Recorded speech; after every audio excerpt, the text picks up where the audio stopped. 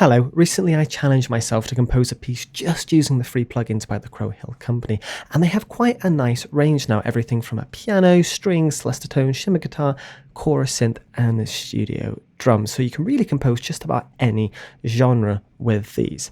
And normally for these videos I'll kind of compose the piece live on camera and put it together, but for the purpose of this video I thought it'd be best to compose it first and then really walk you through the piece, talk about my experience using these plugins as a whole. So let's jump right in. Firstly, right off the bat, I love how compact this plugin is, especially with the screen as big as mine. It was nice just having them sit in the corner, especially 6 of them. Normally if I opened up 6 different plugins, it will fill even this screen. So it was nice just having them all sit quite compactly in the corner. I didn't have to move or close, and just easy to use your MIDI to control whatever you want, see what's going on. So hats off to them for just putting everything in a compact space. A lot of plugins have a lot of fluff, but these do have a really nice premium look to them. My one bugbear, there was only really one bugbear I found when composing this piece, was with the shimmer guitar. I had to offset it, and even then with the piano as well. You can see that I had the offset on 100%. If we actually go into the piece itself and look, I had to offset the shimmer guitar by quite a bit. Now this Celesta Tone is my main instrument for this piece, and that is on the beat, as we can see right here. Now if you move over to the shimmer guitar, and if I unmute that, you can see how much I had to move that so it will actually be on the beat. It was quite a bit. The piano, again, it was actually built in, the offset. I just had to turn that on 100%. But other than that, those were the 2 main shortish instruments. Well, the instruments I used as shorts. The chorus synth, surprisingly, I ended up using it as a bass. I was going to have it as like a clicky thingy to be up here, but it worked really nicely as a bass, especially with the expression knob as well, because if you don't use the expression, you have this quite a bloody introduction, but use it with a bit of expression. You have this really nice rolling synth bass.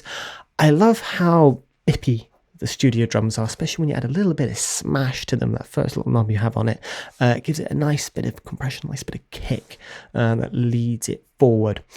Celesta Tone, I love the swarm feature on this. It gives this beautiful tail, especially at the end of this piece. That beautiful shimmer and crackle. This piece almost has a video game kind of sort of feel to it.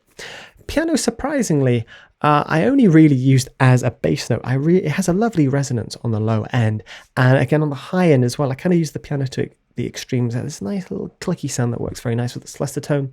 The R&D strings I struggled the most to use. That could simply be because of the style of this piece.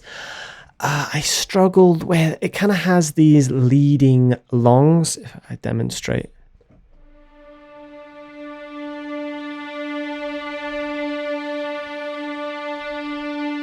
it builds, and when putting in the MIDI as well, I find I did have to almost offset and overhang it a little bit. So when this plays, it almost sounds quite delayed. If I put these 2 together and hang you over the strings, you can hear that those were playing essentially half a bar later. If I play that again,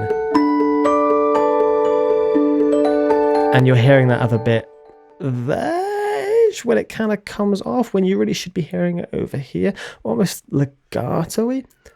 So I had a little bit of a problem I felt with that, but that could be me.